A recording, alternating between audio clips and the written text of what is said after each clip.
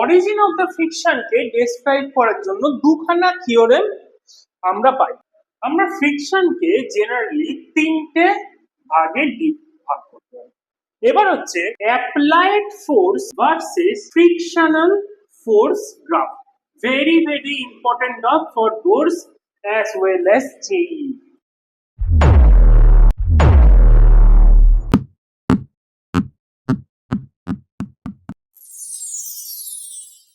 Thank you for watching this video.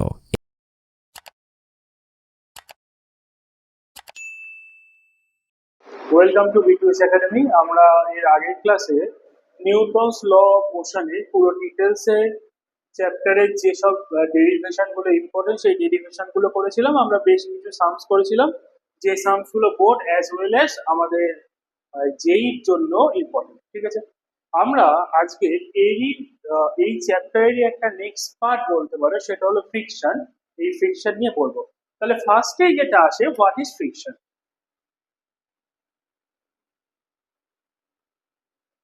What is friction?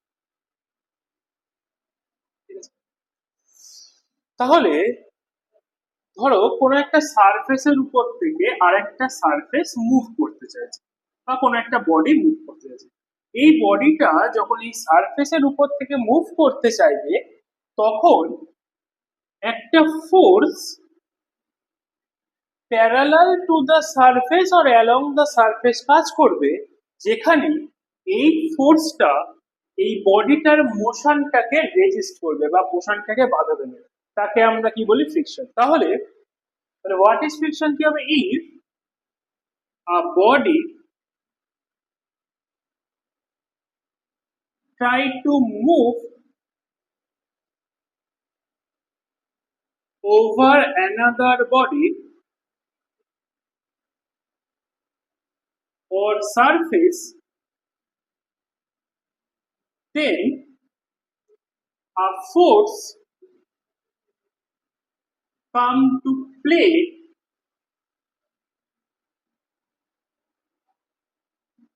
parallel to the surface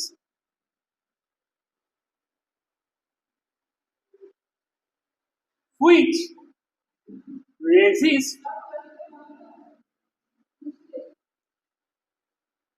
the relative motion of the body is called friction. ওকে, তাহলে ফ্রিকশনটা কি হলো? একটা body যখন অন্য body বা অন্য সারফেসের উপর থেকে মুভ করতে চায়, তখন কি করে? একটা ফোর্স অ্যাক্ট করে, যে ফোর্সটা কি করে? এই যে বডিটা মুভ করতে যাচ্ছে তার মোশনটাকে রেজিস্ট করে বা বাধা দেয়। এটাকে কি বলে? এটাকে বলে হলো ফ্রিকশন। ওকে, নেক্সট হলো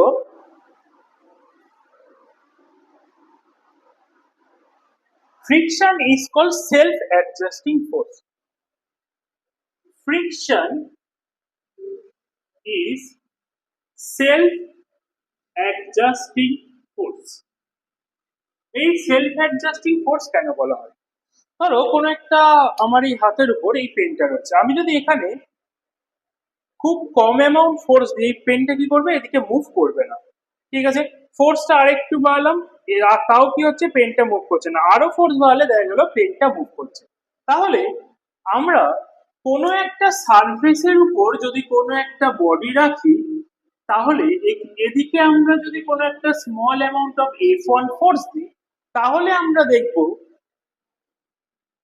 অ্যালং দ্য সারফেস এখানে একটা ফ্রিকশনাল ফোর্স তৈরি হচ্ছে, যে ফোর্সটা F1 এর সাথে নিজেকে ব্যালেন্স করে নিচ্ছে। তাহলে ইন দিস কেস প্রথমে কি হচ্ছে? F1 ফ্রিকশনাল ফোর্সের সাথে ব্যালেন্স হয়ে যাচ্ছে। এরপর আরেকটু যদি ফোর্সটাকে ইনক্রিজ করি আমরা,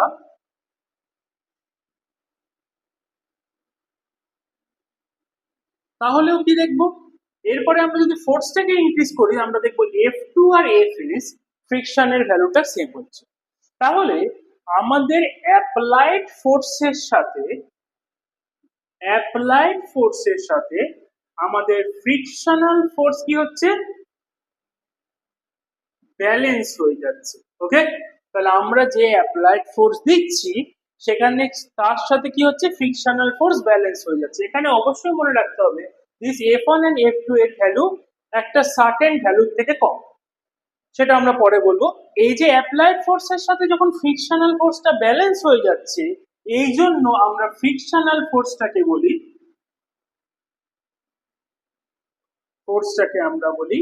সেলফ অ্যাডজাস্টিং ফোর্স, যেটা অ্যাপ্লাইড ফোর্সের সাথে নিজেকে অ্যাডজাস্ট করে নেয়। এরপরে আমরা কি করলাম, কোনো একটা F3 ফোর্স দিলাম, যে ফোর্সটার জন্য this body is just begin to side, মানে এই বডিটা জাস্ট মুভ করতে আরম্ভ করলো। তাহলে নাম্বার 3 কন্ডিশনটা কি, এখানে F3 is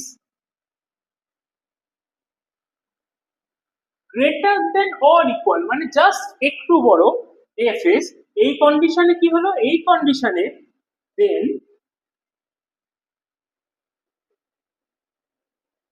the body is just began to move। তাহলে এখানে কি হলো, বডিটা কি করতে আরম্ভ করলো, মুভ করতে শুরু করলো। ঠিক আছে, এই যে F3, যে মিনিমাম ভ্যালু অফ ফোর্সের জন্য বডিটা মুভ করা শুরু করে, সেই ফোর্সটাকে বলে হলো লিমিটেশন অফ ফ্রিকশন।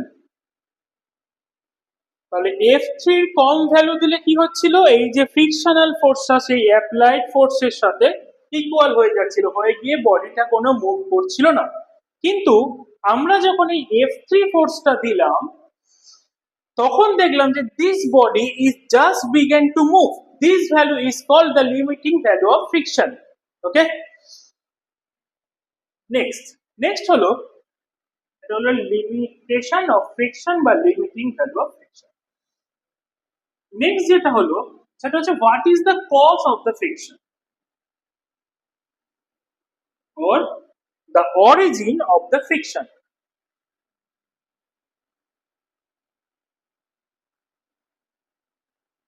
এই অরিজিন অফ দ্য ফ্রিকশনকে ডেসক্রাইব করার জন্য দুখানা থিওরেম আমরা পাই। প্রথম থিওরেমটা হলো ক্লাসিক্যাল থিওরেম, সেকেন্ডটা হলো modern theorem. What is the classical theorem? Classical থিওরেমে বলছে আমরা যখন দেখি একটা সারফেসের উপর একটা বডি থাকছে, এটা actually this surface is not smooth. তাহলে আমরা এই সারফেসটাকে যদি জুম করে দেখি, আমরা দেখতে পাবো দিস সারফেস এরকম কোন একটা রাফ। ঠিক আছে, exact smooth surface all over the world, all over the universe কোথাও এক্সিস্ট করে না। আর এর উপরে যে বডিটা রয়েছে, এই বডিটার যে যে সারফেসটা এর সাথে আমাদের এই সারফেসের সাথে থেকে রয়েছে বা এই বরাবর রয়েছে, সেটাও this is not a smooth surface. তাহলে this roughness of the surface and the body is the main reason for the resistance of the force. এই রাফনেস থাকার জন্য কি হয়, বডিটা এর উপর থেকে স্মুথলি মুভ করতে পারে না, তাই জন্যই আমরা একটা ফ্রিকশনাল ফোর্স পাই। এটা হলো according to the classical theorem, আমরা এইভাবে ফ্রিকশনাল ফোর্সকে ডেসক্রাইব করতে পারি। নেক্সট হচ্ছে মডার্ন থিওরেম। মডার্ন থিওরেমটা কি বলছে? মডার্ন থিওরেম বলছে যে কোনো একটা সারফেসের উপর যখন কোনো একটা বডি থাকে, তখন আমরা কি জানি, এই সারফেস এটা রাফ সারফেস, আর এই বডিটা যে জায়গাটা থেকে রয়েছে সেটাও হচ্ছে একটা রাফ সারফেস। এই যে সারফেসটা, this is made of atom, তার মানে এর মধ্যে ইলেকট্রন প্রোটন আছে, আর this body is also made of atom, তার মধ্যে এর মধ্যে কি আছে, ইলেকট্রন প্রোটন রয়েছে। তাহলে এই ইলেকট্রন প্রোটন যেগুলো রয়েছে, এই অ্যাটমদের মধ্যে কি হয়, একটা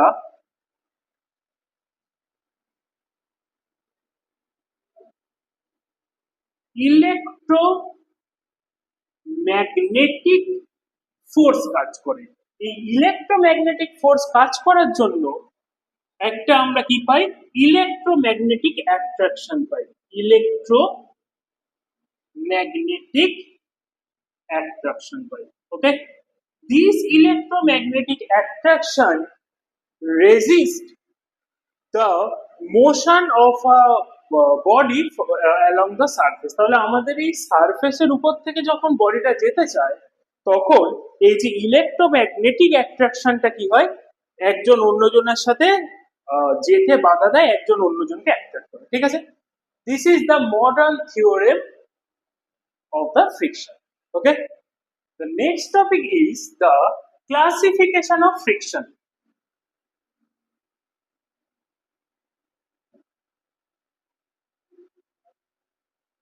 Classification of friction. ঠিক আছে, আমরা ফ্রিকশনকে জেনারেলি তিনটে ভাগে ভাগ করতে পারি। ফার্স্টেরটা হলো static friction. What is the static friction? Static friction is when a body is in rest on a surface. তাহলে এখানে কি হয়, body is in rest or began to move on a surface. যখন এরকম হয় সেই ক্ষেত্রে যে ফ্রিকশনটা কাজ করে, এখানে যে ফ্রিকশনটা কাজ করে, this friction is called static friction. ওকে, তাহলে এখানে আমরা কি করছি, এখানে আমরা ফোর্স দিচ্ছি যার জন্য এই বডিটা উল্টো দিকে একটা যে ফ্রিকশনটা পাচ্ছে সেটাকে বলা হয় হচ্ছে স্ট্যাটিক ফ্রিকশন। নেক্সট হলো কাইনেটিক ফ্রিকশন।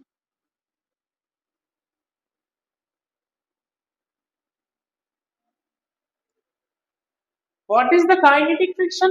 Kinetic friction হলো when the body is in motion. Okay, when the body is in motion, then the friction act on it is called kinetic friction. ধরো কোনো একটা রাস্তা দিয়ে কোনো একটা গাড়ি যাচ্ছে, তাহলে সেখানে কি হলো, এই যে রাস্তার সারফেসটা ওই মোশনে থাকা গাড়ির উপর যে ফ্রিকশনাল ফোর্স দেয় সেটাকে বলে হচ্ছে কাইনেটিক ফ্রিকশন। আর নেক্সট এরপর আরেকটা যেটা হয় সেটা হলো rolling friction. Rolling, what is rolling friction? যখন কোনো একটা অবজেক্ট রোল করছে মানে ধরো কোনো একটা গাড়ির চাকা যখন মুভ করছে তখন এই সারফেসটা when a body is rolling, যখন কোনো একটা বডি রোল করছে তখন যে ফ্রিকশনটা কাজ হয় সেই ফ্রিকশনটাকে বলে রোলিং ফ্রিকশন। ওকে, তাহলে কোনো একটা গাড়ি মুভ যখন করছে, তার চাকাটা যখন রোল করছে তখন আমাদের এই রাস্তাটা এটাকে যে ফোর্স, যে ফ্রিকশনাল ফোর্স দেয়, this is called rolling friction. আচ্ছা, আমি কাইনেটিক ফ্রিকশনও এই এক্সাম্পলটা বলছিলাম, এর থেকে আরো একটা বেটার এক্সাম্পল হচ্ছে ধরো কোনো একটা ইনক্লাইন প্লেন থেকে কোনো একটা অবজেক্ট গড়িয়ে গড়িয়ে নামছে। ঠিক আছে, মানে একটা অবজেক্ট রয়েছে যেটা ইনক্লাইন প্লেন বরাবর নামছে, সেক্ষেত্রে যে ফ্রিকশনটা কাজ করে তাকে আমরা বলবো কাইনেটিক ফ্রিকশন। এবার আমরা এই যে স্ট্যাটিক ফ্রিকশন, কাইনেটিক ফ্রিকশন আর যে রোলিং ফ্রিকশন পেলাম, এখানে কার ভ্যালু কার থেকে বেশি কম সেটা আমরা দেখবো। ইন জেনারেলি যেটা হয় সেটা হচ্ছে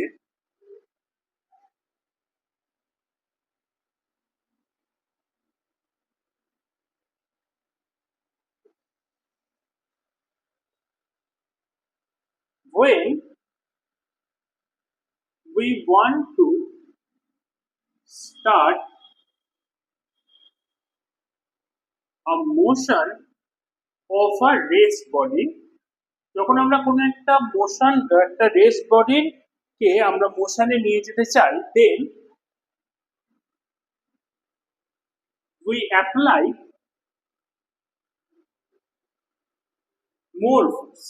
ওকে, কিন্তু যখন এই বডিটা একবার মোশনে থাকে তখন কি করতে হয়, মোশনটা মেনটেন করার জন্য আমাদের কম ফোর্স লাগে, and to maintain that motion it's required small force. ওকে, তাহলে আমাদের কি হলো, কোনো একটা অবজেক্টকে, রেস্ট অবজেক্টকে মোশনে আনতে গেলে যে ফোর্স দিতে হয়, আমরা যদি বডিটা একবার মোশনে চলে আসে, সেই মোশনটা মেনটেন করার জন্য কম ফোর্স দিই। এটা কেন হয়? Because the static friction because the static friction is greater than হয় kinetic friction. Kinetic friction. Okay, and experimentally found this kinetic friction is also greater than the rolling friction.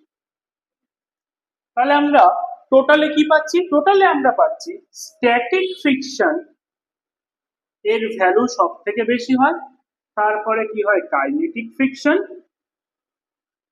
আর তারপরে কি হয় রোলিং ফ্রিকশন। ওকে, চলো next হচ্ছে আমরা এই যে kinetic friction, static friction, rolling friction দেখলাম, এর ভ্যালু গুলো কি হয় আমরা জানবো। ঠিক আছে, প্রথমে হচ্ছে স্লাইডিং ফ্রিকশন বা আচ্ছা না, প্রথমে স্ট্যাটিক ফ্রিকশন আমরা বলি। স্ট্যাটিক ফ্রিকশন, ধরো কোনো একটা সারফেসের উপর এরকম কোনো একটা অবজেক্ট রয়েছে যার মাস হলো এম। ঠিক আছে, মাস যদি এম হয়, এর থেকে এই ডাউনওয়ার্ড ডিরেকশনে কি কাজ করে ওয়েট মানে হচ্ছে এমজি, আর আপওয়ার্ড ডিরেকশনে কি কাজ করে আর। আমরা যে স্ট্যাটিক ফ্রিকশন পাই সেটাকে আমরা ডিনোট করি এফ এস দিয়ে। এবার ফ্রম দ্য এক্সপেরিমেন্ট আমরা পাই হলো this F S is proportional to R, which mean that fs is equal to some proportionality constant into r. আমরা একটা প্রপোর্শনাল থেকে যদি ইকুয়েশনে আনতে যাই, তাহলে আমাদের কি করতে হয়, একটা প্রপোর্শনালিটি কনস্ট্যান্ট ইউজ করতে হয়। This proportionality constant is called coefficient of static friction. Okay, তাহলে আমরা কোএফিসিয়েন্ট অফ স্ট্যাটিক ফ্রিকশনের ভ্যালু কি পাচ্ছি, F S by R. Next আমরা যদি কাইনেটিক ফ্রিকশন কনসিডার করি, এটাকে আমরা ডিনোট করি এফ কে দিয়ে। ওকে, তাহলে এখানে কি হয়, এখানেও this F K is proportional two হয় আর। ঠিক আছে, দেন this fk is equal to some proportionality constant into r. This proportionality constant is called coefficient of kinetic friction. ওকে, তাহলে এখান থেকে কি আসছে, mu k is equal to fk by r. Okay, next যেটা হলো সেটা হচ্ছে রোলিং ফ্রিকশন। ওকে,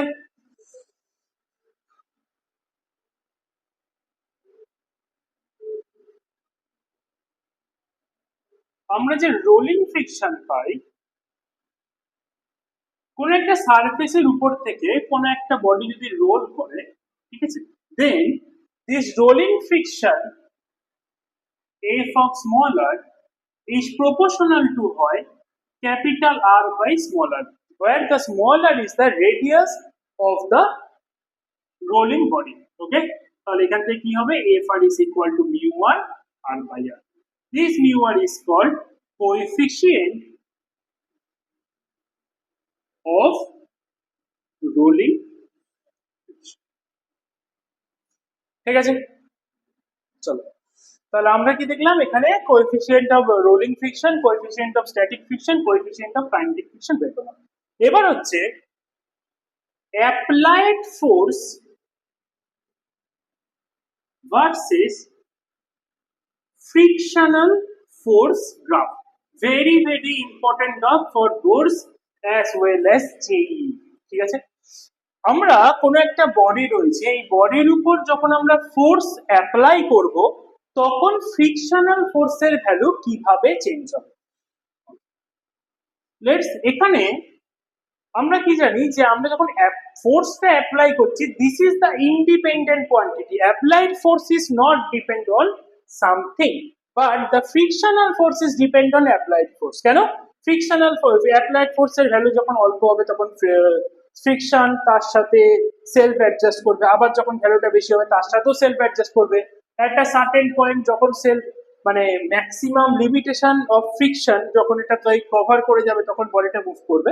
তাহলে এখানে আমরা মেইন যেটা পেলাম সেটা হলো applied force, it is a independent quantity, that's why we put it in x axis, okay, and this is the frictional force. তাহলে এর গল্পটা কি হবে? ফ্রিকশনাল ফোর্স আর অ্যাপ্লাইড ফোর্স যদি হয়, ইনিশিয়ালি আমরা যখন ফোর্সটা অ্যাপ্লাই করি তখন অ্যাপ্লাইড ফোর্স আর ফ্রিকশনাল ফোর্সের ভ্যালু সেম হয়। তাহলে অ্যাপ্লাইড ফোর্স আর ফ্রিকশনাল ফোর্সের ভ্যালু সেম হলে আমরা যে গ্রাফটা পাবো, it make 45 degree angle, because applied ফোর্সের ভ্যালু অ্যাপ্লাইড ফোর্সের ভ্যালু যদি 1 নিউটন হয়, ফ্রিকশনাল ফোর্সের ভ্যালু 1 নিউটন, অ্যাপ্লাইড ফোর্সের ভ্যালু 2 নিউটন হলেও ফ্রিকশনাল ফোর্সের ভ্যালু 2 নিউটন। এটা একটা এক্সাম্পল দিলাম। তার মানে আমরা কি 1 1 2 2 এইভাবে আমরা পয়েন্টগুলোকে প্লট করব। We get a straight line which make angle 45 degree with the x Axis. এরপর কি হয়, যখন আমরা লিমিটিং ভ্যালু অফ ফ্রিকশনে চলে যাই তারপরে কি হয়, বডিটা মুভ করতে শুরু করে। আমরা একটু আগে কি বলেছিলাম, this kinetic friction is less than the static friction. তখন কি অ্যাপ্লাইড ফোর্সের ভ্যালু বাড়িয়ে দিলেও ফ্রিকশন ভ্যালুটা একটু কমে যায়। তারপরে আমরা অ্যাপ্লাইড ফোর্সের ভ্যালু যতই ইনক্রিজ করি না কেন, ফ্রিকশনাল ফোর্সের ভ্যালুটা কনস্ট্যান্ট হয়ে যায়। ওকে, তাহলে this part is called static friction. এটা কি স্ট্যাটিক ফ্রিকশনের part. This value is limiting